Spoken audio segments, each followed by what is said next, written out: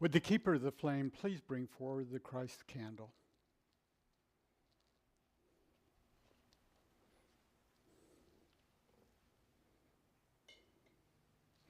Namaste. Good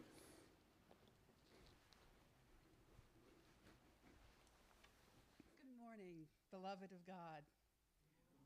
Right where you are at this very moment, the light of Spirit shines through you. Infinitely loved by God, you are the light of the world. I'm Sandy, and I welcome you to Unity Spiritual Center of Waco this morning. And if we could double check our cell phones to see if they're all muted or turned off. Thank you. And please stand as you're able and join in our congregational singing.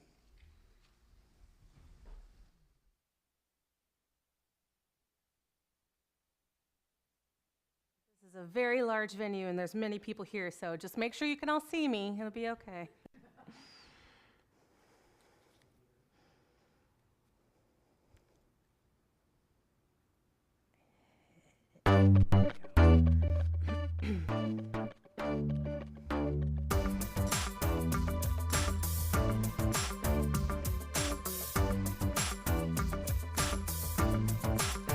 I am the light of God. I am the love of God. I am the power of God. I am the presence of God.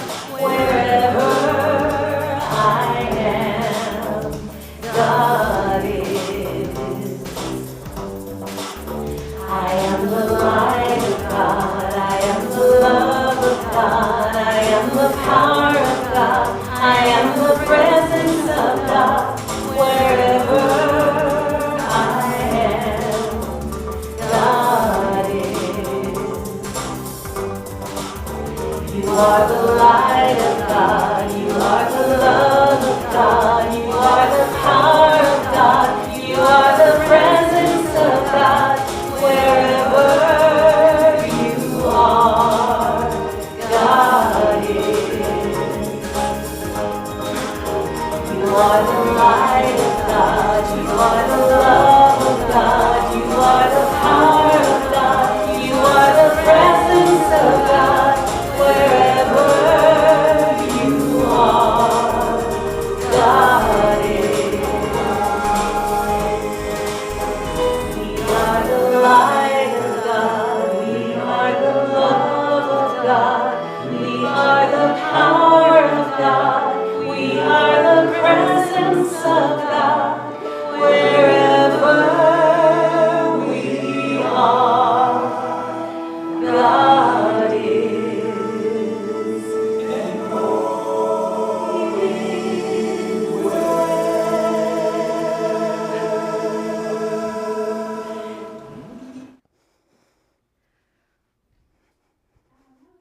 Together, our statement of truth, which is on the screen. There is only one God present and one power in the universe and in my life, God the good, omnipotent. We are a beacon of love and light for those who need this spiritual home right now.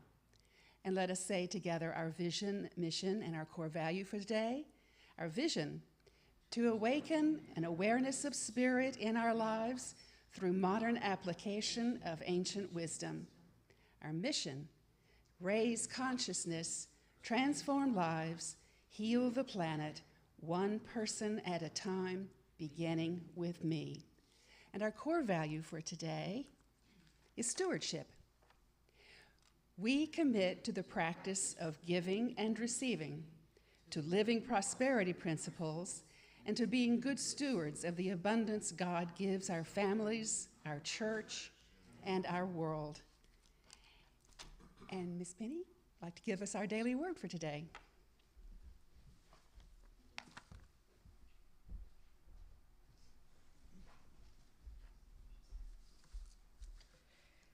The daily word for today, November 6th, is balance. Sometimes trying to balance my schedule, meet my obligations, and even find time for the things I enjoy can leave me scrambling to figure out how to fit it all in.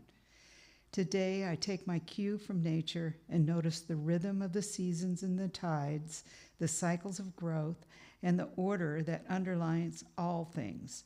I appreciate how seamlessly the natural world balances itself and restores itself to harmony. This gift of harmony and balance lives in me.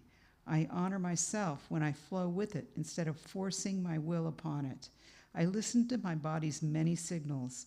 I rest when I'm tired, eat when I'm hungry, and socialize and seek solitude as I need to.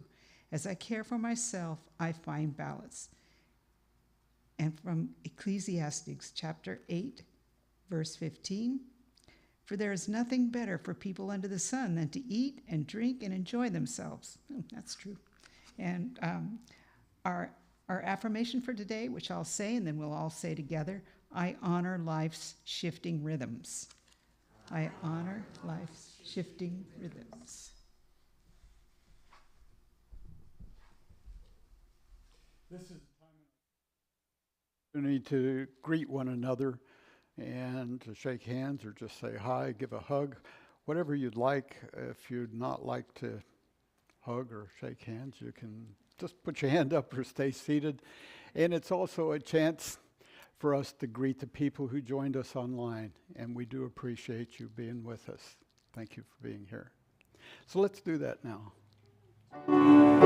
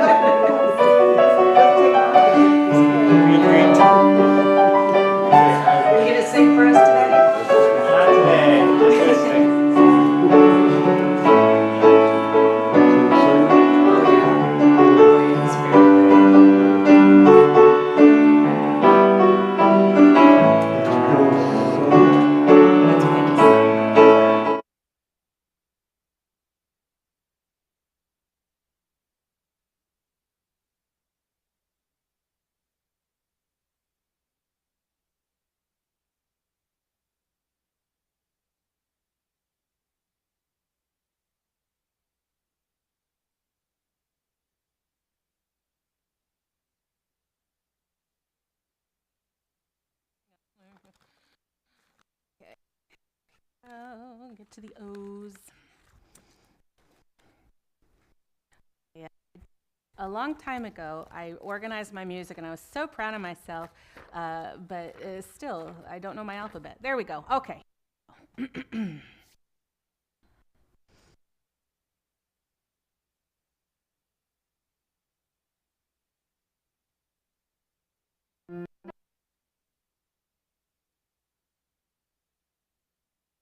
Open heart to love. Open your heart to love. Then you will know what dreams are made of. Open your heart to love. Let your walls come crashing down. We'll find blessings all around.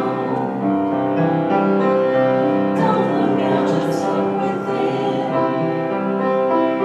For you a new world will begin. Open your heart to love.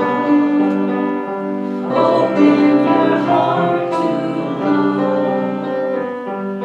Then you will know what dreams are made of. Open your heart to love. Reach out to your fellow man. Always in the helping hand. The greatest thing that you can do is give love and receive it too.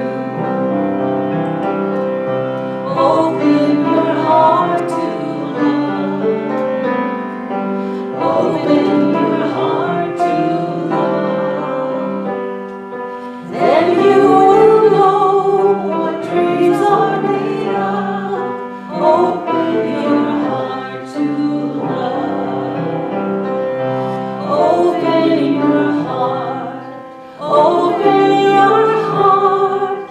Open your heart to love.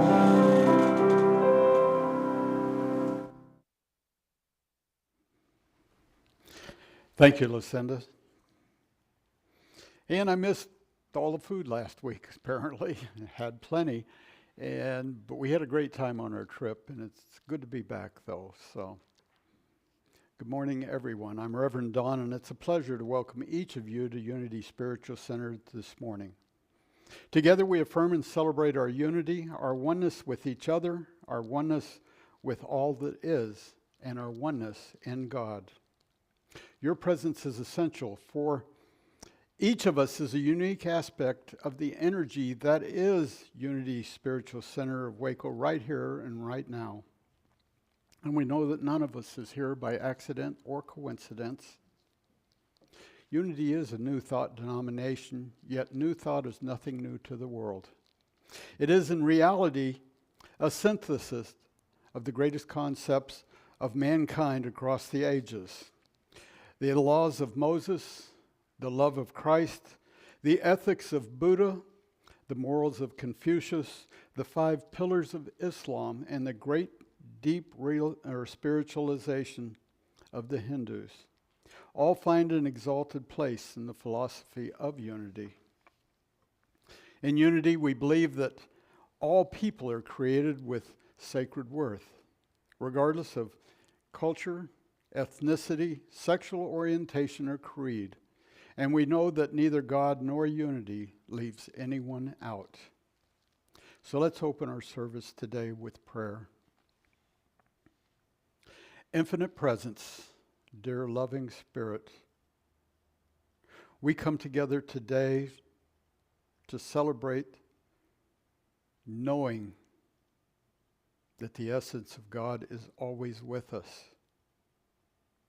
Knowing that each of us are a unique aspect of that energy, that light, that love that is God. As we look out into the world, we see it through eyes of love, of compassion. We visualize all of mankind coming together to celebrate the presence of God. As we're just beginning to approach the holiday season, a time of sharing, a time of giving, of loving, of opening ourselves to be loved, we do this by opening our heart. We do this with love and compassion for all mankind. As we look on each other, we do so through the essence and presence of God, so that we may see the truth of who we are. We see the beauty that's in our world, in each other,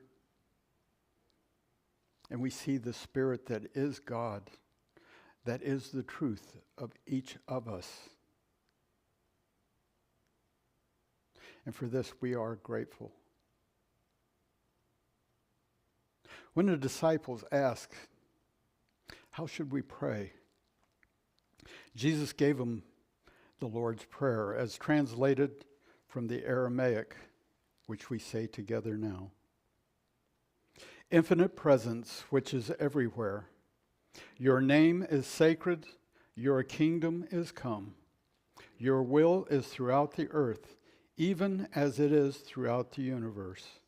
You give us our needful bread from day to day, and you forgive our offenses, even as we forgive our offenders. And you let us not enter into materialism, but you separate us from error, because yours are the kingdom, the power, and the song, and the praise from all ages, throughout all ages, sealed in faith, trust, and truth. Each of us is the light and love of God. Spiritual beings having a human experience. You are God's beloved, and we embrace you today. This is a time when we would bless the children if we had any here today. We don't, but we're going to bless all the children of the world. So let's rub our hands together, get some nice warm energy going, and together let's say, children, we love you, we bless you, and we appreciate you just the way you are.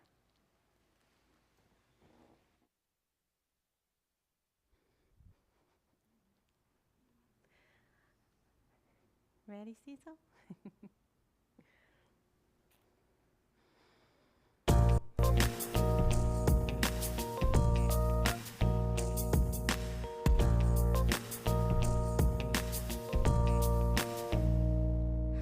The whisper that I hear in my heart telling me it's time to start to set my inhibitions free, become the me I'm here to be. So I'll act brave as if I am, act as if until I can, live each day as though I know that what I seek is seeking me, even when that's hard to see. I choose faith, so I believe what I seek is seeking me.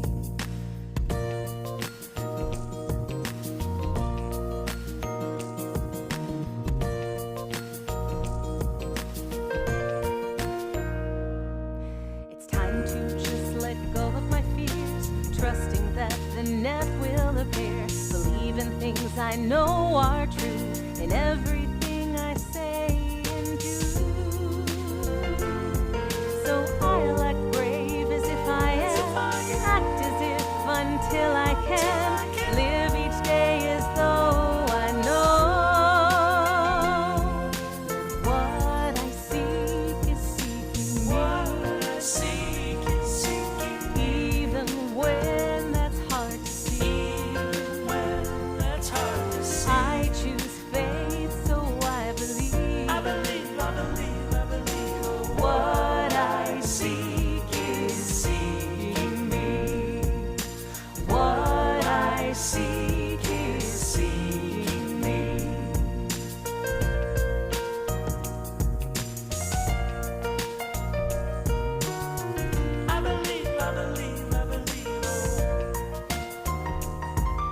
When every day's a daily grind, peace is something I can't find.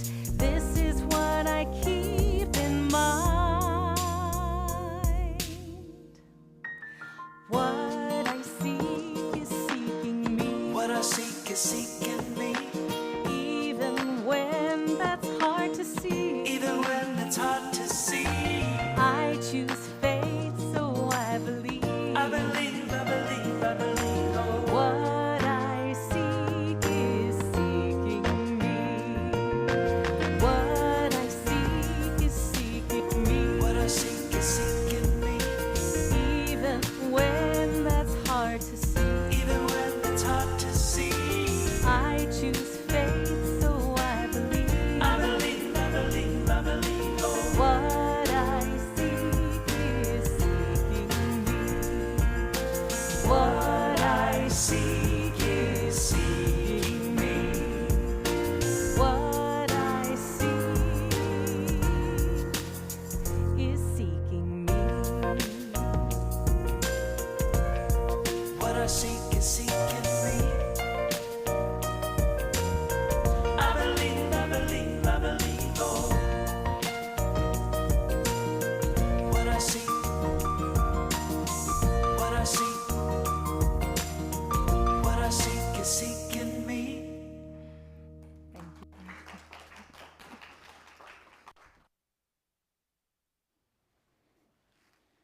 Thank you, Lucinda. Another great song.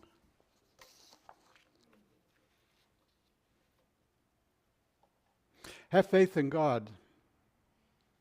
Jesus answered, "Therefore I tell you, whatever you ask for in prayer, believe that you will receive it, and it will be yours." There was an American who was visiting a small town, a village in England. He had with him a valuable dog, and the dog got lost while he was there. Didn't know what to do, so he went to the local newspaper, asked him to put in an ad asking anyone if they'd seen this dog. So then he went back to wait to find out and hopefully get his dog.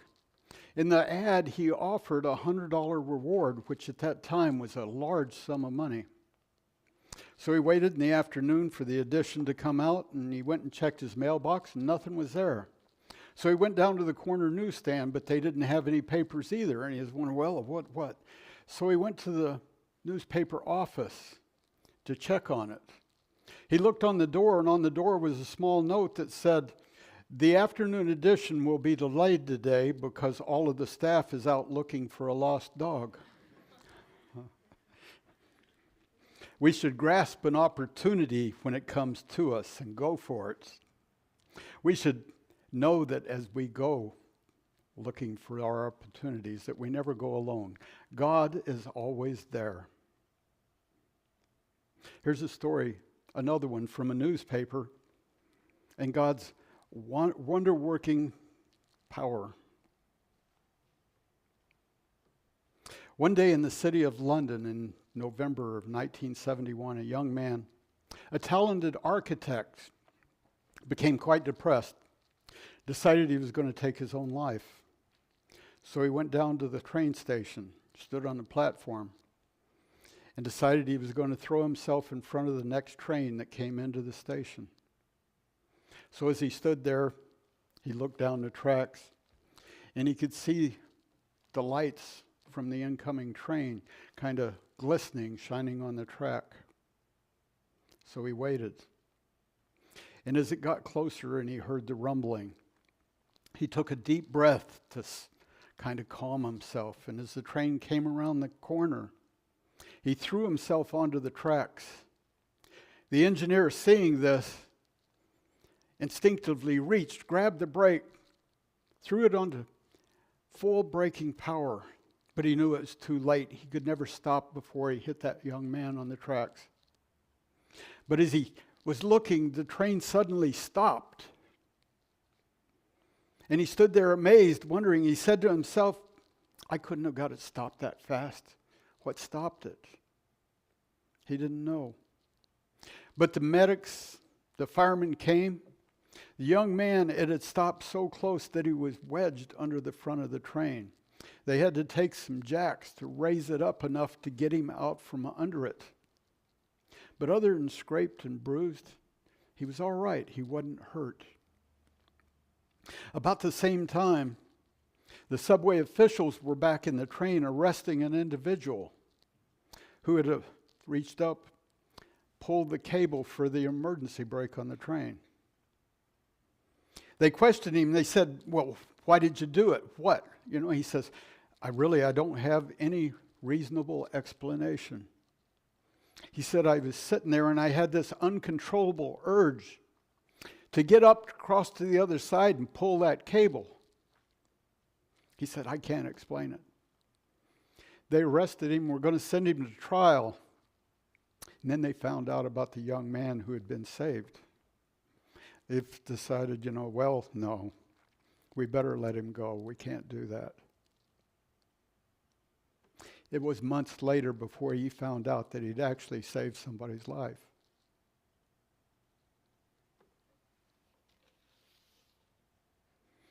God has great power. God has much more power than just working through our mind. God works through everyone's mind, even when we're not aware of it, don't know what's happening. In New York, another subway station, there was a young man who had an epileptic seizure, fell off the platform, down by the tracks.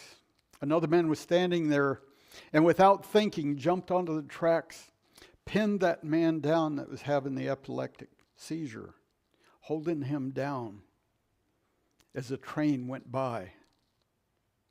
Miraculously, neither one of them were injured. They also might have been bruised a little bit. But he didn't think of his own safety. He just followed that overwhelming urge to help a fellow human. Both men turned out okay. We need to realize that when we have the courage to stand up and take action and to go the way we need to go, to follow that uncontrollable urge within us, to do what we need to do to follow our dreams, that we're not doing it alone. God is there. God is with us. There will be other people along the way to help us. There will be thoughts that come from within us to help guide us. We need from our adult minds to again find that childhood innocence, to know that we can accomplish what it is we set our mind on, that we open our hearts and trust.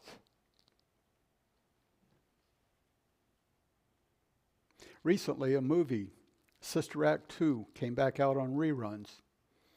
Great movie, fun to watch, entertaining. But it takes place in a school. Talks about this unusual teacher. And teachers are some of the most unsung heroes among us today. Think about all that they do. They have to deal with the parents, not always the easy thing. They have to corral and deal with the kids. And at the same time, they have to teach them, help them to learn, to grow, to open themselves. And that's what this movie's about. It allows, or it shows the kids that can dream and accomplish what it is they want. This is about a group of kids who had pretty much given up, came from a poor neighborhood, no real hope. But in the movie, they found hope, found the courage to do what they really dreamed of, what they wanted to do. That's what we want to do in this ministry. At least that's what I think. Is we urge you to open yourself to your dreams, to accomplish the things that you want. We each have that power.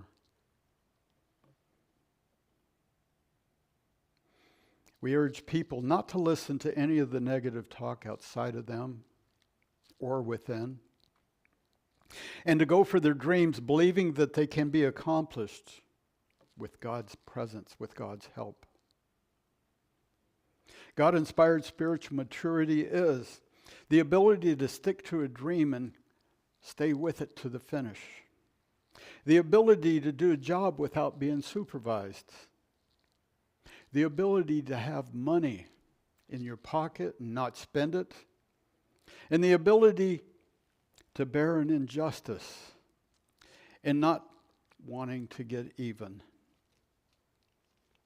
Spiritual people dare to dream for themselves and others, but we don't have just one dream in our life.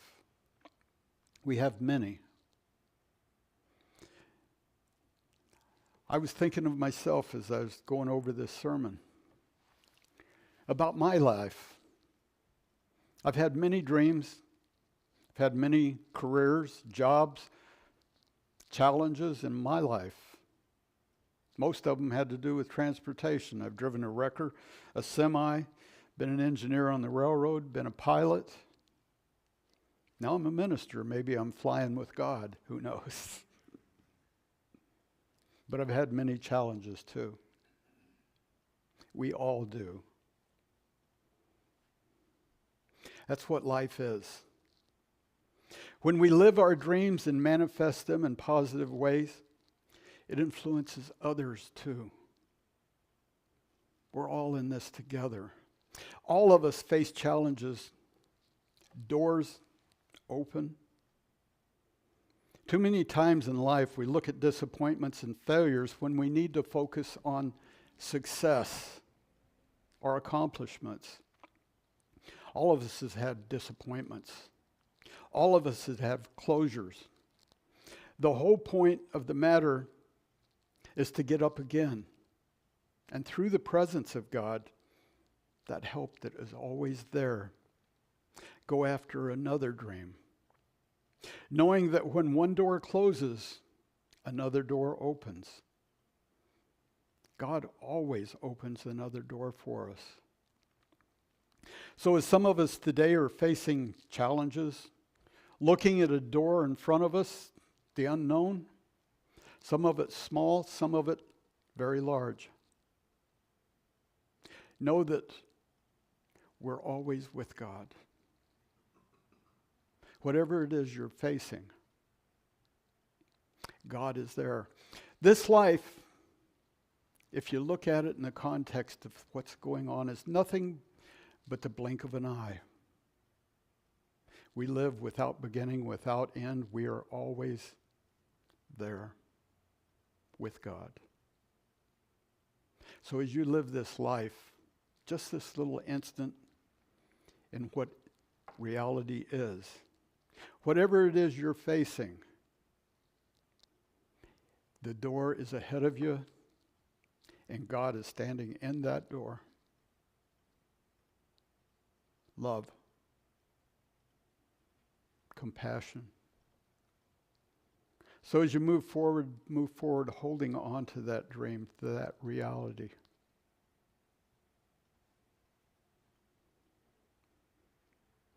Say yes through courage and faith. There is an opportunity of God's good ahead of you. The past is the past. It's gone. Don't sigh, go forward and accept new, wonderful things. In Genesis 32:22, it begins the story of Jacob as he wrestled with an angel. It says the same night he got up and took his 2 wives, his 2 maids, his 11 kids, and crossed the ford of the Jabbok. He took them and sent them across, and likewise everything he had. Then he stood, left alone, and he wrestled the man until daybreak. When the man saw that he did not prevail against Jacob, he struck him on the hip socket, and Jacob's hip was put out of joint as he wrestled with him. Then he said, "Let me go, for day is coming." But Jacob said, "I will not let you go unless you bless me." So he said to him, "What is your name?" And he replied, "Jacob." Then the man said, "You shall no longer be called Jacob, you shall be called Israel. For you have striven with God and humans and have prevailed." Then Jacob asked him, "Please tell me your name." But he said, "Why is it that you ask my name?" And then he blessed him. So Jacob called the place Peniel and said, "For I have seen God face to face, and yet my life is preserved." Jacob was left alone. There are many times when we feel we're left alone. Even when we are in a crowd, whenever we are facing a crisis in our lives, whenever we stand before the door of opportunity that we are about to go through, we feel alone because no one can walk through that but us. But Jacob had the right idea.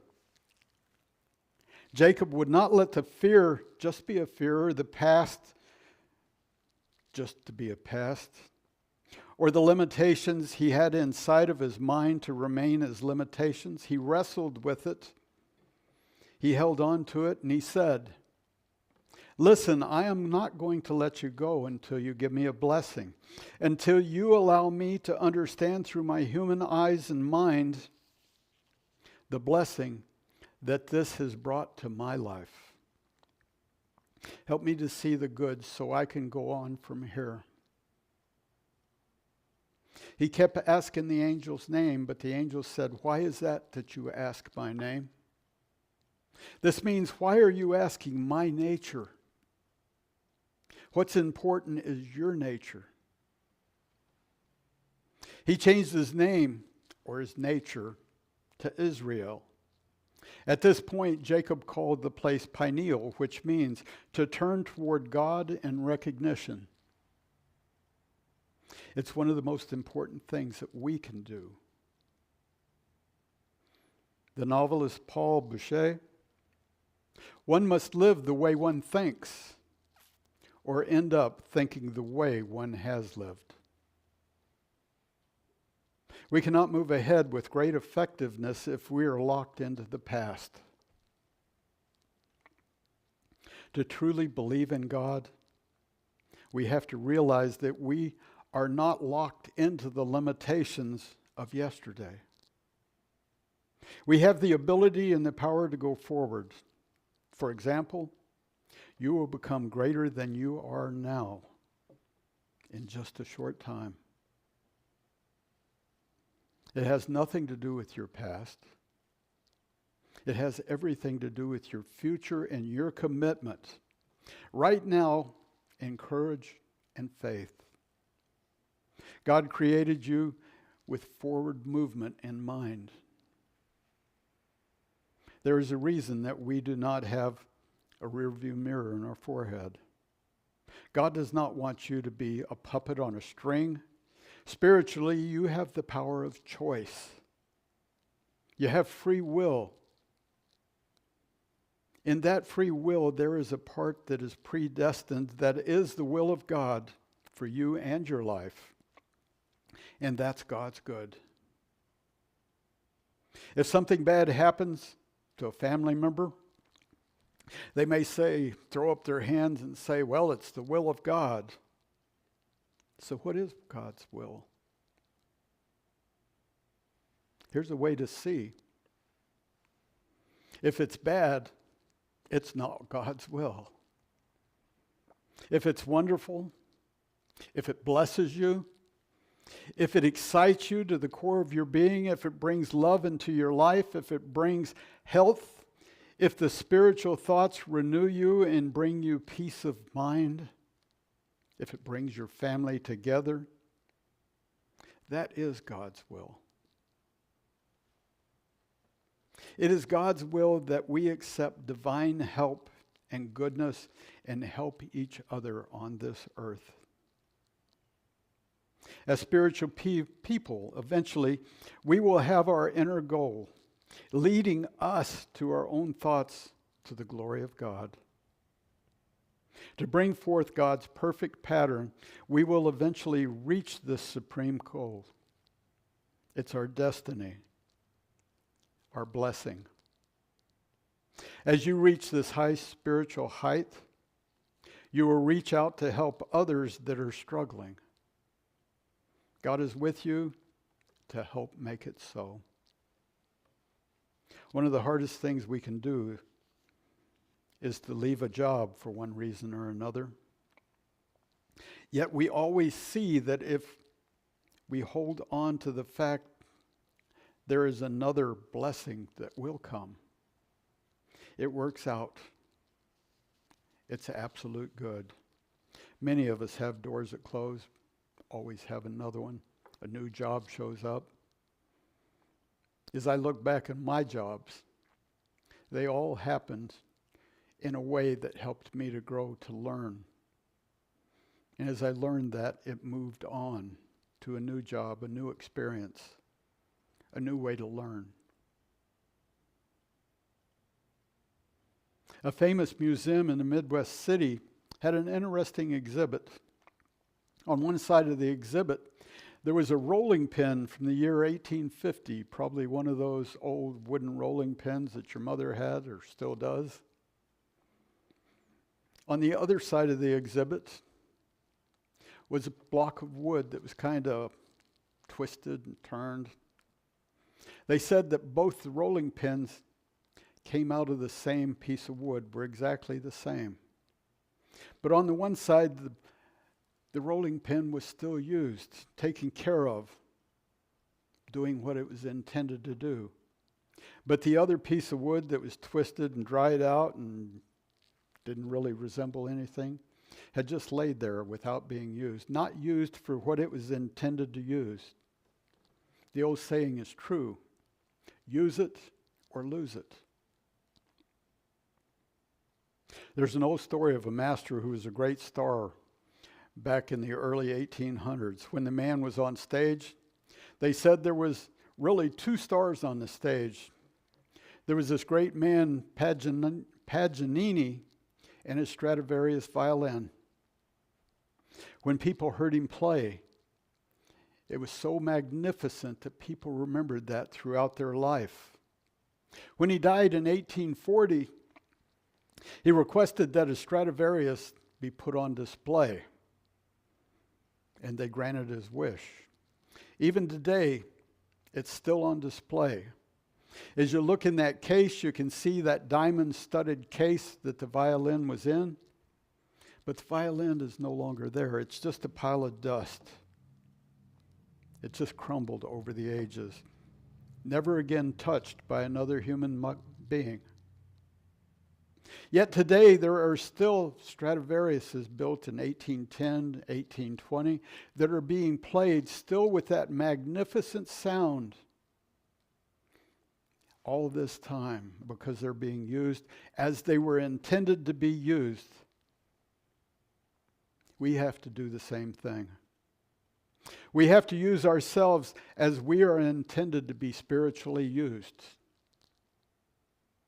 Sometimes the easy life we all dream of could be the worst thing for the development of our soul, even though I'd like to win that $1.9 billion lottery right now.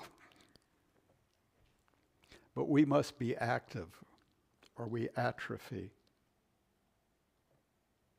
A frog in a well might have a wonderful life, but he can't even dream of an ocean so vast it's beyond his comprehension. A butterfly, a beautiful thing in the summer, has no way of talking about the winter and the ice that's coming.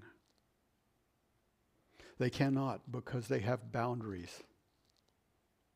The frog would not last in the ocean. The butterfly could not survive the ice and cold of the winter. Yet we have not reached our spiritual boundaries. We are meant as human beings to be used and reused and continually striving anew. We are always regenerated through our mind power. We believe in an ever-fresh God presence within us, giving us a fresh motivation and power to move forward. We are no longer the mask of who we think we have been, but we continually go from blessing to blessing, teaming up in partnership with the presence of God that is always there to make our world a wonderful place. Life is to be stimulating with God. The worst thing we can do as human beings is to live a mediocre existence, accepting the fate of yesterday as the promise of tomorrow. So in this new day, agree with me that you will do something through God, that you will dare to dream through courage and faith, and therefore continually stretch your mind and your life to do something bigger. Don't hold on to the past. Let it go and move forward. Live your potential. May God bless every one of you. So let's take that now into a time of meditation. So right where you are, just close your eyes and sit back and allow the chair to support you or the couch you're on. And as you do that, just slowly breathe in. Breathe in the air, the energy and love and light. that's around you, within you. And feel that just flowing into your heart. Feel that love like a little flame within your heart, feeling the warmth, the energy, and allow it to radiate out to every cell of your body,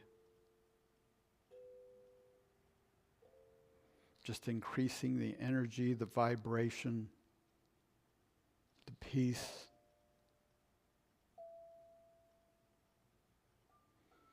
And as that fills your body and grows and expands, allow it to flow out to those around you, to your loved ones, to the people in your community. And as we allow that love to grow, we allow it to just circle our earth, encompassing all people.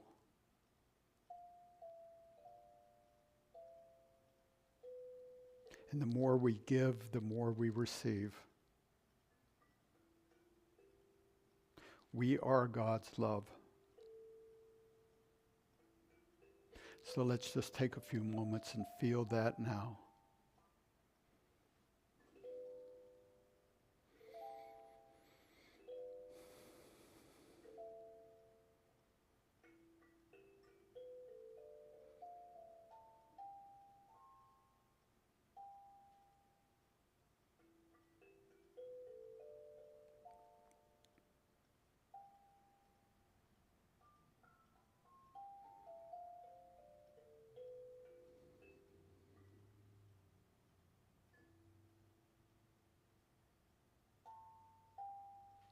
So as we prepare to come back to this time, to this place, let us not forget we are each an expression that is God. Thank you.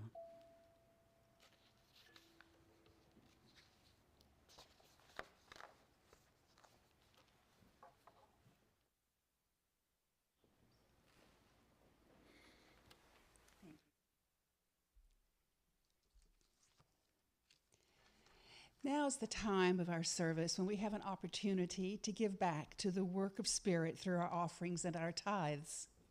We give in love and gratitude for our own prosperity in its many forms, which comes to us through God, our instant, constant, and abundant source. Will the ushers please come forward? I invite you to hold your offerings in your hand as we say our offertory blessing together. Divine love, through me, blesses and multiplies all of the good I am and have, all the good I give and receive, and I am grateful.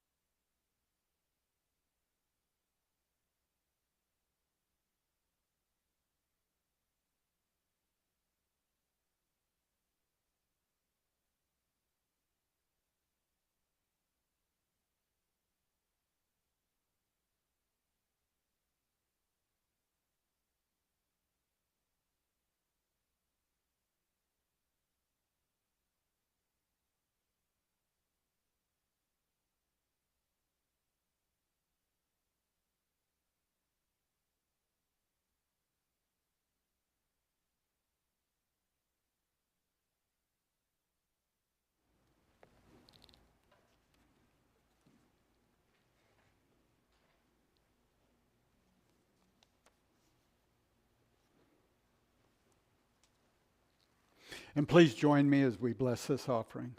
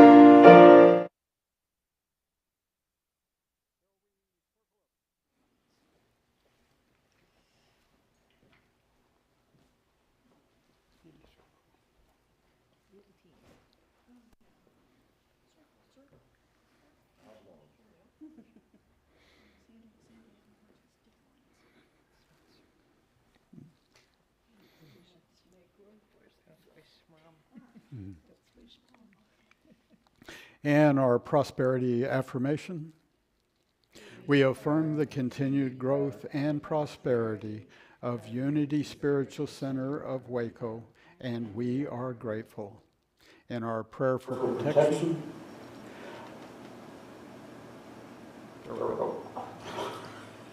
the light of God surrounds us. I am the light of God. The love of God enfolds us. I am the love of God. The power of God protects us. I am the power of God. And the presence of God watches over us. I am the presence of God. Wherever I am, God is, and all is well.